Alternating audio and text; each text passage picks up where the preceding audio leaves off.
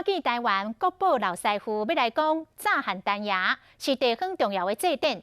台东有一个郑梅玉老师用树草，把这个闹热的场景拢甲编出来，都参这个岛屿族的落水的仪式，也则是渔民的日常的生活，嘛拢透过老师的骹手来呈现，让这个树草有全新的生命。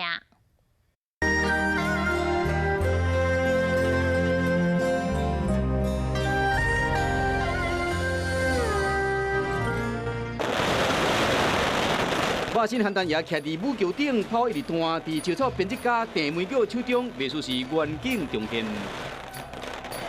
烟火四散，霸气十足，艺术拢会使听到炮啊声，同款嘛是闹热的祭典是逐五种，光船到海边啊庆祝落水的仪式，为秋踅到丁字裤的细节，拢用树草表现甲真逼真。郑梅玉对着变树草，因讲是已经将情完全无法度停落来。 是今年抢下来最后的，下次要去买一块地来种。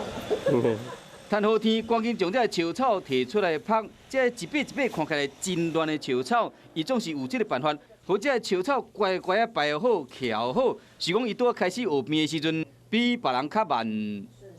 我的老师也跟我讲，阿梅啊，你编得好丑哦。那阿舅啊编得较水，可是我就是这种大只鸡慢体。 做得很慢，虽然起步较慢，也过有满满的心意。伊用头壳将这个树草为生活用品升级，变成千变万化的艺术品。它是天马行空，没有一定的答案，也没有一定的方法。伊结合各种的变法，有时卖卡条的，带去请教老师找灵感。当时候也有挫折啦，做不出来，停了8个月都没有动，就一直当志工教书。 有失败过，也过伊无放弃。对伊来讲，变树草有一种使命感。这是我们台湾很传统的一样的东西，而且是令草，是台湾的原生种。即马愿意做老师，又想出口诀，将这个变法传给少年人。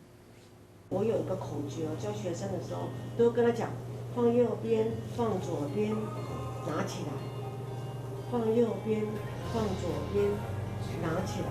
我只要坐在那边，我的手没有东西，我一下子就睡着。然后等一下，我会觉得我人生很无趣，我这个手一定会完。为树草内面找快乐，拍破传统，行出属于家己的路。所以在这个修剪这个时候是最快乐的。我随意可以修剪我要什么样的形状。老手艺变成新把戏，郑梅玉和树草全新的生命。就像是我的小孩一样。